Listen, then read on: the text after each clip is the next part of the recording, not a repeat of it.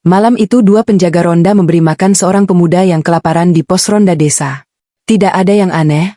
Sampai beberapa menit kemudian. Sebelum kita lanjut, mari bantu dengan like dan subscribe, dan tulis di kolom komentar dari kota mana kamu nonton video ini. Seorang warga datang membawa kabar mengerikan. Pemuda yang barusan mereka beri makan, ternyata sudah ditemukan meninggal di hutan sejak 2 hari yang lalu. Lalu siapa sebenarnya yang tadi duduk makan di pos ronda itu? Malam yang terlalu sunyi. Malam di desa Sukamaju selalu terasa berbeda dibandingkan kota. Ketika matahari sudah tenggelam dan langit berubah menjadi gelap pekat, kehidupan di desa itu seakan ikut berhenti. Rumah-rumah warga mulai mematikan lampu satu persatu, pintu kayu ditutup rapat, dan hanya sesekali terdengar suara televisi dari dalam rumah yang volumenya kecil. Jalan kampung yang pada siang hari ramai oleh anak-anak yang bermain dan para petani yang pulang dari sawah kini berubah menjadi jalur yang sunyi dan lengang. Di pinggir jalan utama desa berdiri sebuah pos ronda sederhana yang terbuat dari kayu dan bambu. Atapnya dari seng tua yang sudah mulai berkarat, sementara di tengah pos ronda tergantung sebuah lampu bohlam kuning yang cahayanya redup. Lampu itulah satu-satunya penerang di jalan kecil itu. Cahaya lampu tersebut memantulkan bayangan panjang dari pohon-pohon yang berdiri di pinggir jalan, membuat suasana malam terasa semakin sepi dan sedikit menyeramkan. Di dalam pos ronda itu duduk 2 orang bapak yang sedang berjaga malam. Mereka adalah Pak Karto dan Pak Wiryo, 2 warga desa yang sudah terbiasa mendapat giliran ronda setiap beberapa hari sekali. Pak Karto adalah pria berusia sekitar 50 tahun dengan wajah keras khas petani desa, sementara Pak Wiryo sedikit lebih tua dan dikenal sebagai orang yang suka bercerita ketika berjaga malam. Malam itu mereka duduk santai di bangku kayu panjang sambil minum kopi hitam panas dari gelas kaca. Di atas meja kecil di depan mereka terdapat termos air panas, sebungkus rokok kretek, dan beberapa nasi bungkus yang disiapkan untuk berjaga sampai pagi. Sesekali Pak Karto menyalakan rokok dan menghembuskan asapnya ke udara malam yang dingin. Angin malam bertiup pelan melewati jalan desa. Daun-daun pohon jati di sekitar pos ronda bergesekan satu sama lain dan menimbulkan suara gemerisik yang halus. Dari arah sawah yang terbentang luas di belakang desa terdengar suara jangkrik yang bersahut-sahutan tanpa henti. Suara itu menjadi musik alami yang menemani setiap malam di desa Sukamaju. Pak Wiryo menguap lebar sambil meregangkan tubuhnya yang mulai terasa pegal. Ia kemudian menuangkan kopi panas ke dalam gelasnya lagi sebelum berkata kepada Pak Karto bahwa malam ini terasa lebih sunyi dari biasanya. Pak Karto hanya mengangguk pelan sambil menatap jalan desa yang kosong di depan mereka. Biasanya masih ada beberapa warga yang lewat di jalan itu meskipun sudah larut malam. Kadang ada petani yang baru pulang dari sawah, atau pemuda desa yang nongkrong sampai malam di warung kopi. Namun malam itu jalan terlihat benar-benar kosong. Tidak ada suara motor lewat, tidak ada langkah kaki, bahkan anjing-anjing kampung pun terlihat tidur di halaman rumah masing-masing. Pak Karto memperhatikan keadaan sekitar dengan tatapan tenang. Ia sudah terbiasa dengan suasana ronda malam seperti itu. Namun entah kenapa malam itu terasa sedikit berbeda. Udara terasa lebih dingin dari biasanya, dan suasana desa seperti terlalu sunyi, seolah-olah seluruh tempat itu sedang menunggu sesuatu terjadi. Pak Wiryo kemudian membuka salah satu nasi bungkus yang ada di meja, dan mulai memakannya pelan-pelan. Ia berkata bahwa berjaga malam selalu membuatnya cepat lapar. Pak Karto hanya tertawa kecil melihat temannya itu, lalu mengambil rokok lagi dari bungkus yang sudah hampir habis. Beberapa menit berlalu tanpa percakapan. Mereka hanya duduk sambil memandangi jalan desa yang sunyi. Sesekali terdengar suara motor yang sangat jauh dari arah jalan besar, namun suara itu cepat menghilang kembali di telan malam. Tiba-tiba Pak Karto sedikit memiringkan kepalanya. Ia merasa seperti melihat sesuatu bergerak di kejauhan. Di ujung jalan yang gelap, tepat di luar jangkauan cahaya lampu pos ronda, tampak sebuah bayangan samar yang perlahan bergerak mendekati mereka. Awalnya Pak Karto mengira itu hanya bayangan pohon yang tertiup angin. Namun setelah diperhatikan lebih lama, bayangan itu tampak seperti sosok seseorang yang sedang berjalan pelan menuju pos ronda. Pak Wiryo yang melihat perubahan ekspresi wajah Pak Karto langsung ikut menoleh ke arah yang sama. Dan di sanalah mereka melihatnya. Seorang pemuda, berjalan pelan dari ujung jalan yang gelap. Sosok dari ujung jalan. Pak Karto memicingkan matanya, mencoba memastikan apa yang sebenarnya ia lihat di ujung jalan desa itu. Lampu pos ronda hanya menerangi sebagian kecil jalan, sementara bagian lainnya masih tertutup gelapnya malam. Namun bayangan yang ia lihat tadi jelas bukan bayangan pohon atau hewan. Ada sesuatu yang bergerak perlahan menuju ke arah mereka. Pak Wiryo yang melihat Pak Karto menatap jauh ke depan langsung ikut memperhatikan jalan tersebut. Ia sedikit mencondongkan tubuhnya keluar dari pos ronda agar bisa melihat lebih jelas. Dalam cahaya redup lampu jalan yang samar, mereka mulai bisa melihat bentuk sosok itu dengan lebih jelas. Sosok itu tampak seperti seorang pemuda yang berjalan sendirian di tengah malam. Langkahnya pelan dan tidak tergesa-gesa, seolah ia sudah sangat kelelahan. Tubuhnya sedikit membungkuk, dan sesekali ia terlihat seperti hampir tersandung ketika berjalan.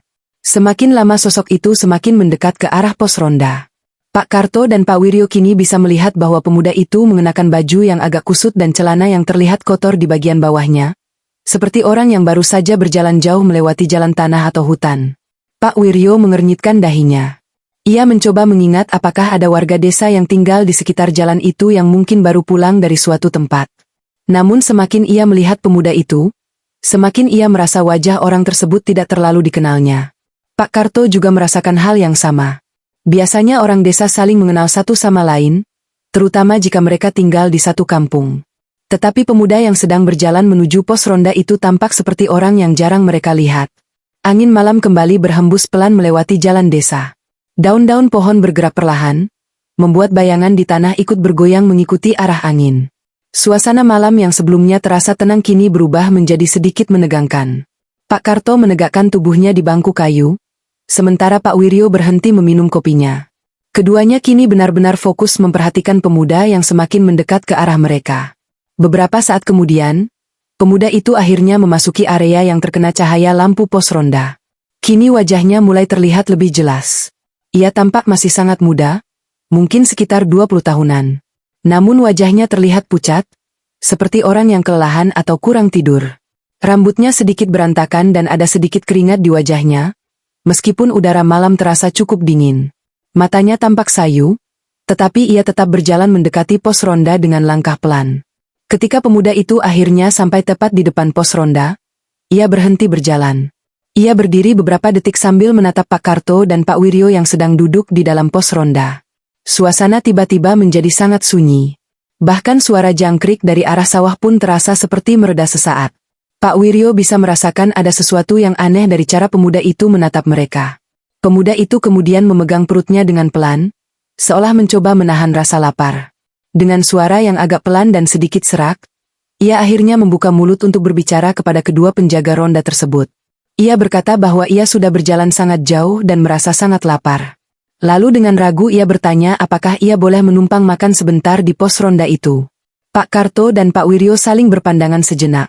Permintaan seperti itu sebenarnya bukan hal yang aneh di desa, tetapi ada sesuatu dari cara pemuda itu berbicara yang membuat suasana terasa berbeda. Dan tanpa mereka sadari, pertemuan sederhana di pos ronda malam itu akan menjadi sesuatu yang tidak akan pernah mereka lupakan seumur hidup. Permintaan yang aneh. Pemuda itu berdiri diam di depan pos ronda sambil memegang perutnya pelan. Wajahnya terlihat pucat dan matanya tampak seperti orang yang sudah sangat kelelahan. Beberapa detik berlalu tanpa ada yang berbicara. Hanya suara angin malam yang terdengar pelan melewati jalan desa. Pak Karto memperhatikan pemuda itu dengan seksama. Ia mencoba membaca keadaan orang yang berdiri di depannya. Dari penampilannya, pemuda itu terlihat seperti orang yang baru saja berjalan sangat jauh. Sepatu yang ia pakai terlihat kotor oleh tanah, dan celananya juga tampak penuh debu. Pak Wiryo akhirnya memecah keheningan. Dengan nada suara yang tenang ia bertanya dari mana pemuda itu datang malam-malam seperti ini. Biasanya orang yang lewat jalan desa pada jam seperti itu adalah warga yang pulang dari kota atau dari sawah, tetapi wajah pemuda ini tidak terlalu dikenalnya. Pemuda itu tidak langsung menjawab. Ia hanya menundukkan kepalanya sebentar seperti sedang mengumpulkan tenaga untuk berbicara. Napasnya terdengar sedikit berat, seolah tubuhnya benar-benar sedang sangat lelah. Beberapa detik kemudian pemuda itu akhirnya mengangkat kepalanya kembali. Ia menatap Pak Karto dan Pak Wiryo dengan tatapan yang terlihat sangat lelah, lalu berkata dengan suara pelan bahwa ia sangat lapar. Ia berkata bahwa sejak siang ia belum makan apapun. Perutnya sudah terasa sangat kosong, dan tubuhnya terasa lemas karena berjalan terlalu jauh. Pak Karto dan Pak Wiryo saling berpandangan sejenak. Di desa, membantu orang yang membutuhkan adalah hal yang biasa. Terlebih lagi jika orang tersebut terlihat benar-benar sedang kesulitan. Pak Karto kemudian menghela napas pelan sebelum berdiri dari bangku kayu tempat ia duduk. Ia berjalan ke arah meja kecil di sudut pos ronda tempat beberapa nasi bungkus disimpan untuk berjaga malam. Pak Karto mengambil salah satu nasi bungkus yang masih tersisa. Bungkus itu sederhana, hanya dibungkus kertas nasi coklat dengan sedikit lauk tempe dan sambal di dalamnya. Makanan sederhana yang biasa dimakan para penjaga ronda ketika berjaga sampai pagi. Ia kemudian menyerahkan nasi bungkus itu kepada pemuda tersebut sambil berkata bahwa makanan itu tidak terlalu banyak, tetapi setidaknya bisa mengganjal perutnya yang lapar. Pemuda itu menerima nasi bungkus tersebut dengan kedua tangan. Wajahnya terlihat sedikit lega ketika melihat makanan di tangannya. Ia mengucapkan terima kasih dengan suara pelan sebelum duduk di bangku kayu yang ada di tepi pos ronda. Tanpa menunggu lama, ia langsung membuka bungkus nasi itu dan mulai makan dengan cepat. Cara makannya terlihat sangat lahap, seperti orang yang sudah lama tidak makan. Pak Wiryo memperhatikan pemuda itu dengan seksama. Ia bisa melihat bagaimana pemuda itu makan hampir tanpa berhenti. Sendoknya terus bergerak mengambil nasi dan lauk dengan cepat. Dalam beberapa menit saja, setengah dari nasi bungkus itu sudah habis dimakan. Pemuda itu bahkan hampir tidak mengangkat kepalanya ketika makan. Pak Karto mulai merasa ada sesuatu yang sedikit aneh. Ia pernah melihat orang lapar sebelumnya, tetapi cara pemuda ini makan terasa berbeda. Seolah-olah ia benar-benar kelaparan setelah waktu yang sangat lama. Selain itu, pemuda itu hampir tidak berbicara sama sekali sejak mulai makan. Ia hanya fokus pada makanannya tanpa memperhatikan sekeliling. Suasana di pos ronda perlahan berubah menjadi sedikit canggung. Pak Karto dan Pak Wiryo kini hanya duduk diam memperhatikan pemuda itu makan dengan lahap.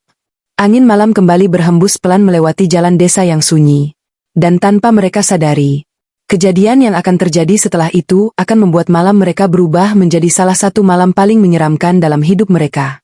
Cara makan yang mencurigakan. Pemuda itu masih duduk di bangku kayu pos ronda sambil memegang nasi bungkus yang tadi diberikan oleh Pak Karto. Lampu bohlam kuning yang tergantung di atas pos ronda menerangi wajahnya dengan cahaya redup.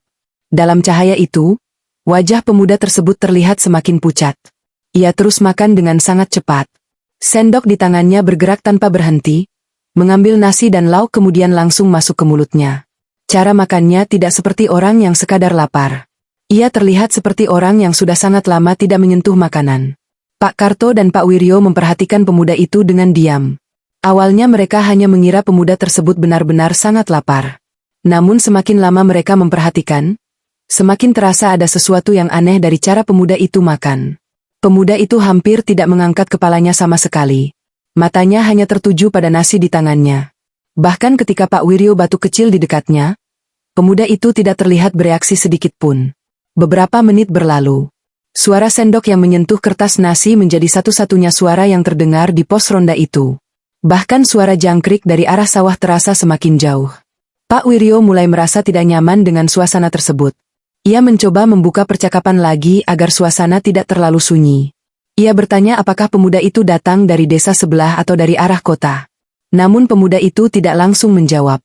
Ia tetap makan seperti sebelumnya, seolah tidak mendengar pertanyaan tersebut. Hanya setelah beberapa detik kemudian ia berhenti sebentar, lalu kembali melanjutkan makannya tanpa berkata apapun. Pak Karto dan Pak Wiryo saling berpandangan. Ekspresi wajah mereka menunjukkan kebingungan. Nasi bungkus yang tadi terlihat cukup banyak kini hampir habis. Pemuda itu menghabiskan semuanya dalam waktu yang sangat cepat. Cara ia makan benar-benar seperti orang yang tidak makan selama berhari-hari.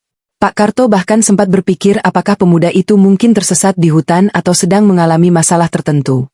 Setelah suapan terakhir, pemuda itu akhirnya berhenti makan.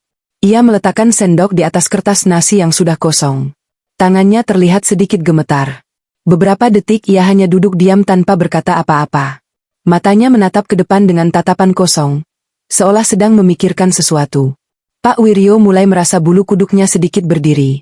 Ia tidak tahu kenapa, tetapi suasana malam itu terasa semakin aneh. Biasanya orang yang baru selesai makan akan terlihat lebih tenang atau bahkan mengajak berbicara. Namun pemuda ini hanya duduk diam dengan ekspresi yang sulit ditebak. Tiba-tiba pemuda itu mengangkat kepalanya perlahan. Matanya kini menatap langsung ke arah Pak Karto. Dengan suara yang pelan dan agak serak, ia akhirnya berbicara lagi. Ia bertanya sesuatu yang membuat kedua penjaga ronda itu langsung saling berpandangan. Pemuda itu bertanya, "Pak, ini masih desa Sukamajukan?" Pertanyaan itu terdengar sederhana, Tetapi ada sesuatu dari cara pemuda itu mengatakannya yang terasa tidak biasa. Pak Karto merasa seolah pemuda itu benar-benar tidak yakin di mana ia berada. Dan dari situlah, cerita tentang desa Bunian mulai terungkap. Pertanyaan yang membuat merinding. Pemuda itu masih menatap Pak Karto dengan wajah pucat di bawah cahaya lampu pos ronda yang redup. Matanya terlihat lelah, tetapi tatapannya tajam seperti sedang memastikan sesuatu yang sangat penting.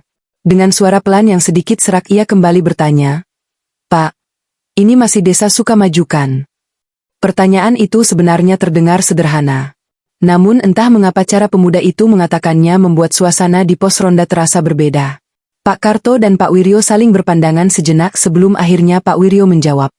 Pak Wiryo mengangguk pelan dan berkata bahwa memang benar tempat itu adalah desa Sukamaju. Ia lalu bertanya balik kepada pemuda tersebut kenapa ia menanyakan hal itu. Pemuda itu tidak langsung menjawab. Ia hanya menatap ke arah jalan desa yang gelap, seolah sedang mencoba mengingat sesuatu. Beberapa detik kemudian pemuda itu menarik napas dalam-dalam. Ia tampak seperti orang yang sedang mencoba menenangkan dirinya sendiri. Lalu dengan suara pelan ia berkata bahwa ia baru saja keluar dari hutan yang ada di belakang desa. Mendengar kalimat itu, Pak Karto langsung mengangkat alisnya. Ia tahu persis hutan yang dimaksud oleh pemuda itu. Hutan di belakang desa Sukamaju bukanlah tempat yang biasa dilewati orang. Sudah sejak lama warga desa jarang masuk ke sana, kecuali beberapa petani yang ladangnya berada di pinggir hutan. Banyak cerita aneh yang beredar tentang hutan itu. Beberapa orang pernah tersesat di sana selama berjam-jam meskipun mereka merasa hanya berjalan sebentar. Pak Wiryo kemudian menatap pemuda itu dengan lebih serius. Ia bertanya apakah pemuda itu tersesat di dalam hutan tersebut. Pemuda itu mengangguk pelan. Namun jawaban berikutnya justru membuat suasana di pos ronda berubah semakin tegang. Pemuda itu berkata bahwa ketika ia berjalan di dalam hutan, ia tidak hanya melihat pepohonan. Ia melihat sesuatu yang lain. Ia melihat rumah-rumah. Dan ia melihat orang-orang yang tinggal di sana. Pak Karto langsung mengernyitkan dahi. Ia tahu betul bahwa tidak ada desa di dalam hutan tersebut. Sejak dulu hutan itu hanya dipenuhi pohon jati dan semak belukar. Namun pemuda itu terlihat sangat yakin dengan apa yang ia katakan. Ia bahkan berkata bahwa desa itu cukup besar. Ada rumah-rumah kayu, jalan kecil, dan beberapa orang yang berjalan di sekitar tempat itu. Pak Wiryo mulai merasakan bulu kuduknya berdiri. Ia pernah mendengar cerita lama dari orang-orang tua desa tentang sebuah tempat yang disebut oleh sebagian orang sebagai desa gaib. Tempat yang konon hanya bisa dilihat oleh orang yang tersesat di hutan. Dengan suara yang sedikit lebih pelan, Pak Wiryo akhirnya bertanya satu hal kepada pemuda itu. Desa apa yang kamu lihat di sana? Pemuda itu terdiam beberapa detik. Ia menatap kosong ke arah tanah sebelum akhirnya mengangkat kepalanya kembali. Lalu dengan suara yang sangat pelan ia menjawab. Desa Bunian. Mendengar nama itu, Pak Karto dan Pak Wiryo langsung saling menatap dengan wajah tegang. Karena mereka tahu satu hal. Nama itu sering muncul dalam cerita lama yang membuat banyak warga desa memilih menjauhi hutan tersebut. Cerita dari Desa Bunian. Setelah menyebut nama, Desa Bunian, suasana di pos ronda langsung berubah menjadi sangat sunyi. Lampu bohlam kuning yang menggantung di atas kepala mereka bergoyang pelan tertiup angin malam, membuat bayangan ketiga orang itu bergerak di lantai kayu pos ronda. Pak Karto dan Pak Wiryo saling berpandangan. Mereka berdua jelas pernah mendengar nama itu sebelumnya. Sejak dulu, orang-orang tua di desa Sukamaju sering menceritakan tentang sebuah desa gaib yang konon berada di dalam hutan belakang desa. Pak Wiryo menelan ludah pelan sebelum kembali menatap pemuda itu. Ia mencoba memastikan apakah pemuda tersebut benar-benar serius dengan ceritanya atau hanya sedang bercanda. Namun dari ekspresi wajah pemuda itu, tidak terlihat sedikit pun tanda bahwa ia sedang bergurau. Wajahnya justru terlihat semakin pucat ketika menceritakan hal tersebut. Dengan suara yang masih pelan, pemuda itu mulai menceritakan apa yang ia alami di dalam hutan. Ia mengatakan bahwa awalnya ia hanya berjalan menyusuri jalan kecil di pinggir hutan karena ingin mencari jalan pintas menuju desa tetangga. Namun semakin lama ia berjalan, jalan yang ia lewati justru terasa semakin asing. Pepohonan terlihat semakin rapat dan udara di dalam hutan terasa jauh lebih dingin dibandingkan di luar. Ia mengatakan bahwa setelah berjalan cukup lama, ia tiba-tiba melihat cahaya di antara pepohonan. Awalnya ia mengira itu hanya cahaya dari rumah warga yang berada di pinggir hutan. Namun ketika ia mendekat, ia justru melihat sesuatu yang tidak pernah ia bayangkan sebelumnya. Di tengah hutan itu berdiri sebuah desa. Menurut pemuda itu, desa tersebut terlihat seperti desa biasa. Ada beberapa rumah kayu dengan lampu yang menyala, ada jalan kecil dari tanah, dan ada beberapa orang yang berjalan di sekitar tempat itu. Namun ada satu hal yang membuatnya merasa aneh. Semua orang yang ia lihat di desa itu terlihat sangat tenang. Terlalu tenang. Pemuda itu mengatakan bahwa orang-orang di desa tersebut memperhatikannya ketika ia datang. Namun mereka tidak terlihat terkejut sama sekali melihat orang asing masuk ke desa mereka. Beberapa dari mereka bahkan tersenyum kepadanya, seolah mereka sudah mengetahui bahwa ia akan datang. Pak Karto mulai merasa tidak nyaman mendengar cerita itu. Ia pernah mendengar kisah serupa dari kakeknya ketika masih kecil. Kisah tentang orang yang tersesat dan masuk ke desa yang tidak terlihat oleh manusia biasa. Pak Wiryo juga terlihat semakin tegang. Ia duduk diam sambil mendengarkan cerita pemuda itu tanpa memotong sedikit pun. Pemuda itu melanjutkan ceritanya. Ia mengatakan bahwa orang-orang di desa tersebut bahkan memberinya tempat untuk beristirahat. Mereka memperlakukannya dengan baik dan mempersilakannya tinggal sementara di sana. Namun ada sesuatu yang membuatnya merasa semakin aneh. Ia tidak pernah melihat satupun orang dari desa itu keluar menuju hutan. Seolah-olah desa itu benar-benar terpisah dari dunia luar. Pemuda itu kemudian menundukkan kepalanya sebentar sebelum kembali berbicara. Ia berkata bahwa baru setelah beberapa hari di sana, ia mulai merasa ada sesuatu yang tidak beres dengan desa tersebut. Orang-orang di sana memang terlihat seperti manusia biasa. Namun tatapan mata mereka terasa kosong. Seolah mereka bukan benar-benar manusia. Nama yang mengejutkan. Setelah menceritakan pengalamannya di desa yang berada di dalam hutan itu, pemuda tersebut tiba-tiba terdiam. Ia menundukkan kepalanya sebentar, seolah sedang mengingat sesuatu yang masih terasa membingungkan baginya. Suasana di pos ronda kembali sunyi. Hanya suara angin malam yang sesekali terdengar melewati jalan desa. Pak Karto dan Pak Wiryo masih duduk diam, mencoba memahami cerita yang baru saja mereka dengar. Pak Wiryo akhirnya menarik napas pelan sebelum bertanya sesuatu yang sejak tadi membuatnya penasaran. Ia bertanya kepada pemuda itu siapa sebenarnya namanya dan dari desa mana ia berasal. Pertanyaan itu sebenarnya sangat sederhana. Namun jawaban yang akan diberikan oleh pemuda itu justru akan membuat malam mereka berubah menjadi sesuatu yang tidak pernah mereka bayangkan sebelumnya. Pemuda itu perlahan mengangkat kepalanya. Ia menatap wajah Pak Wiryo dan Pak Karto secara bergantian. Matanya terlihat kosong, tetapi suaranya tetap tenang ketika ia akhirnya menjawab pertanyaan tersebut. Ia berkata bahwa namanya adalah Sutrisno. Begitu nama itu disebutkan, Pak Wiryo langsung membeku di tempatnya. Wajahnya berubah tegang, sementara Pak Karto yang duduk di sampingnya langsung menoleh dengan cepat. Nama itu bukan nama yang asing bagi mereka. Sutrisno adalah anak dari Pak Lurah Sastro, Kepala Desa Sukamaju. Pak Karto langsung berdiri dari bangku kayu tempat ia duduk. Ia menatap pemuda itu dengan lebih teliti, mencoba memastikan wajah yang berada di hadapannya sekarang. Lampu pos ronda yang redup membuat bayangan wajah pemuda itu terlihat samar, tetapi semakin lama Pak Karto memperhatikannya, semakin ia merasa wajah itu memang sangat familiar.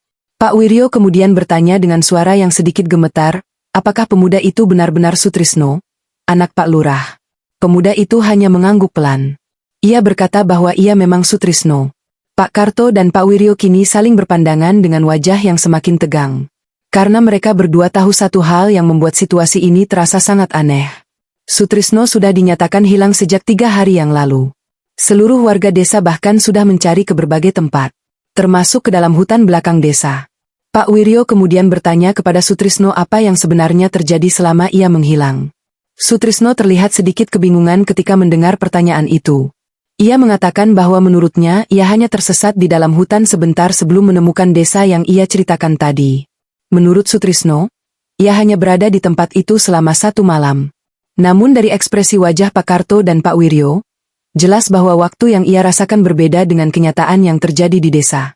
Karena bagi warga Sukamaju, Sutrisno sudah hilang selama 3 hari. Waktu yang berbeda di desa Bunyan. Setelah mendengar pengakuan pemuda itu, suasana di pos ronda terasa semakin berat. Pak Karto dan Pak Wiryo kini memandang Sutrisno dengan perasaan yang sulit dijelaskan. Mereka tahu persis bahwa pemuda di depan mereka adalah anak Pak Lurah Sastro yang sudah dicari oleh seluruh warga desa selama beberapa hari terakhir. Namun hal yang membuat mereka bingung adalah apa yang baru saja dikatakan oleh Sutrisno. Menurutnya, ia hanya berada di desa dalam hutan itu selama 1 malam. Padahal bagi warga desa Sukamaju, Sutrisno sudah hilang selama 3 hari penuh. Pak Wiryo mengerutkan dahinya sambil mencoba memahami penjelasan itu. Ia bertanya kepada Sutrisno apakah ia benar-benar yakin hanya berada di desa itu selama 1 malam. Sutrisno mengangguk pelan. Ia mengatakan bahwa setelah tiba di desa tersebut, ia hanya beristirahat sebentar di salah satu rumah yang diberikan oleh penduduk desa itu. Ketika ia bangun, ia langsung memutuskan untuk pergi karena merasa ada sesuatu yang tidak beres di tempat itu. Sutrisno kemudian menceritakan bahwa saat ia mencoba meninggalkan desa itu, ia merasa jalannya menjadi sangat aneh. Jalan yang ia lewati terasa seperti berputar-putar. Ia berjalan melewati beberapa rumah yang sama berkali-kali, seolah desa itu tidak memiliki jalan keluar. Hal itu membuatnya semakin panik. Menurut Sutrisno, beberapa orang dari desa itu sempat memperhatikannya ketika ia mencoba mencari jalan keluar. Namun tidak ada satupun dari mereka yang mencoba menghentikannya. Mereka hanya berdiri di depan rumah masing-masing sambil menatapnya dengan tatapan yang sulit dijelaskan. Tatapan yang terasa kosong. Pak Karto mulai merasa bulu kuduknya berdiri ketika mendengar cerita itu. Ia pernah mendengar kisah lama dari orang-orang tua desa tentang orang yang tersesat di dunia lain di dalam hutan. Dalam cerita itu, waktu di tempat tersebut berjalan sangat berbeda dari dunia manusia. Kadang seseorang hanya merasa berada di sana selama beberapa jam. Namun ketika ia kembali, hari sudah berganti berkali-kali. Pak Wiryo kemudian berkata pelan kepada Pak Karto bahwa cerita ini terdengar sangat mirip dengan kisah yang pernah ia dengar dari kakeknya dulu. Tentang sebuah desa gaib yang disebut oleh sebagian orang sebagai desa bunian. Tempat di mana manusia bisa tersesat tanpa sadar. Sutrisno melanjutkan ceritanya. Ia mengatakan bahwa setelah berjalan cukup lama di desa itu, ia akhirnya menemukan sebuah jalan kecil yang menuju ke arah hutan. Ia tidak tahu bagaimana ia bisa menemukan jalan itu. Namun begitu ia melewati jalan tersebut, suasana langsung berubah. Ia kembali melihat pepohonan tinggi di sekelilingnya. Rumah-rumah yang tadi ia lihat sudah tidak ada lagi. Hanya hutan yang sunyi. Dan setelah berjalan beberapa saat, ia akhirnya menemukan jalan desa yang menuju ke pos ronda ini. Pak Karto dan Pak Wiryo kini semakin tidak tahu harus berkata apa. Cerita yang mereka dengar terasa seperti sesuatu yang mustahil, tetapi ekspresi Sutrisno terlihat sangat serius. Namun mereka belum tahu bahwa kejadian yang lebih mengerikan akan terjadi beberapa menit setelah itu. Sutris lagi dari pos ronda. Setelah selesai menceritakan semua pengalamannya di dalam hutan, Sutrisno kembali terdiam. Ia menundukkan kepalanya sebentar sambil menarik napas panjang, seolah mencoba menenangkan dirinya setelah mengingat kejadian yang baru saja ia alami. Di dalam pos ronda, Pak Karto dan Pak Wiryo masih duduk diam. Mereka mencoba mencerna semua cerita yang baru saja mereka dengar. Tidak ada satupun dari mereka yang berani langsung menyimpulkan apakah cerita itu benar atau tidak. Angin malam kembali berhembus melewati jalan desa. Lampu bohlam di atas pos ronda sedikit bergoyang tertiup angin, membuat bayangan ketiga orang itu bergerak di lantai kayu. Beberapa detik berlalu dalam keheningan. Tidak ada yang berbicara. Hanya suara jangkrik dari arah sawah yang kembali terdengar pelan. Sutrisno kemudian perlahan berdiri dari bangku kayu tempat ia duduk. Gerakannya pelan, seperti orang yang masih merasa lelah setelah berjalan jauh. Pak Wiryo langsung menoleh ketika melihatnya berdiri. Ia bertanya apakah Sutrisno ingin beristirahat lebih lama di pos ronda sebelum pulang ke rumah. Namun Sutrisno hanya menggeleng pelan. Ia mengatakan bahwa ia harus segera pulang. Menurutnya sudah terlalu malam, dan ia tidak ingin membuat keluarganya semakin khawatir. Pak Karto mengangguk pelan. Ia juga berpikir bahwa keluarga Sutrisno pasti sangat cemas setelah pemuda itu menghilang selama beberapa hari. Sutrisno kemudian melangkah keluar dari pos ronda. Ia berdiri sebentar di tepi jalan desa, menatap ke arah jalan yang gelap menuju rumah-rumah warga. Lampu pos ronda hanya menerangi beberapa meter jalan di depannya. Selebihnya tertutup oleh kegelapan malam. Pak Karto dan Pak Wiryo memperhatikan pemuda itu berjalan menjauh. Langkahnya masih terlihat pelan, tetapi kini ia tampak lebih tenang dibandingkan ketika pertama kali datang. Beberapa meter kemudian, tubuh Sutrisno mulai memasuki area yang tidak lagi terkena cahaya lampu pos ronda. Bayangannya perlahan menyatu dengan gelapnya jalan desa. Pak Wiryo sempat merasa ada sesuatu yang aneh ketika melihat cara Sutrisno berjalan menjauh. Entah kenapa langkah pemuda itu terasa sangat sunyi. Biasanya langkah kaki seseorang di jalan desa yang sepi akan terdengar cukup jelas. Namun langkah Sutrisno hampir tidak terdengar sama sekali. Beberapa saat kemudian, tubuh Sutrisno benar-benar menghilang dalam gelapnya jalan desa. Kini yang tersisa hanyalah jalan kosong yang diterangi lampu pos ronda. Pak Karto menghela napas pelan. Ia berkata bahwa besok pagi seluruh desa pasti akan lega mengetahui Sutrisno sudah kembali. Namun mereka tidak tahu satu hal, bahwa beberapa menit lagi akan datang seseorang membawa kabar yang akan membuat mereka berdua merinding sepanjang hidup mereka. Kabar yang mengerikan. Setelah Sutrisno menghilang di ujung jalan desa, suasana di pos ronda kembali sunyi seperti sebelumnya. Pak Karto dan Pak Wiryo masih duduk di bangku kayu sambil memandangi jalan yang baru saja dilalui pemuda itu. Lampu bohlam kuning yang menggantung di atas kepala mereka tetap menyala redup. Angin malam berhembus pelan melewati jalan desa, membawa kembali suara jangkrik dari arah sawah. Namun entah kenapa, suasana malam itu terasa berbeda dari biasanya. Pak Wiryo akhirnya menghela napas panjang. Ia berkata bahwa setidaknya mereka sudah membantu seseorang yang sedang kesulitan malam itu. Pak Karto mengangguk pelan. Ia juga merasa sedikit lega karena Sutrisno akhirnya ditemukan setelah beberapa hari menghilang. Namun perasaan aneh masih tersisa di dalam pikirannya. Cerita tentang desa Bunian yang diceritakan oleh Sutrisno masih terngiang di kepalanya. Beberapa menit berlalu. Tiba-tiba dari kejauhan terdengar suara motor yang melaju cukup cepat menuju arah pos ronda. Suara mesin motor itu memecah kesunyian malam yang sejak tadi terasa sangat tenang. Pak Karto dan Pak Wiryo langsung menoleh ke arah suara tersebut. Lampu motor terlihat semakin mendekat di jalan desa yang gelap. Tidak lama kemudian sebuah motor berhenti tepat di depan pos ronda. Seorang warga desa turun dengan wajah terlihat panik dan napas yang sedikit terengah-engah. Pak Karto langsung berdiri dari bangku kayu. Ia bertanya kepada warga itu apa yang terjadi sampai ia datang terburu-buru seperti itu. Warga itu terlihat sangat tegang. Ia menatap Pak Karto dan Pak Wiryo dengan wajah serius sebelum akhirnya mengatakan sesuatu yang membuat suasana malam itu berubah menjadi sangat menegangkan. Ia berkata bahwa beberapa warga baru saja kembali dari hutan belakang desa. Mereka menemukan sesuatu di sana. Pak Wiryo langsung bertanya apa yang ditemukan oleh warga di hutan tersebut. Warga itu menelan ludah sebelum menjawab. Ia mengatakan bahwa mereka menemukan tubuh Sutrisno di dalam hutan.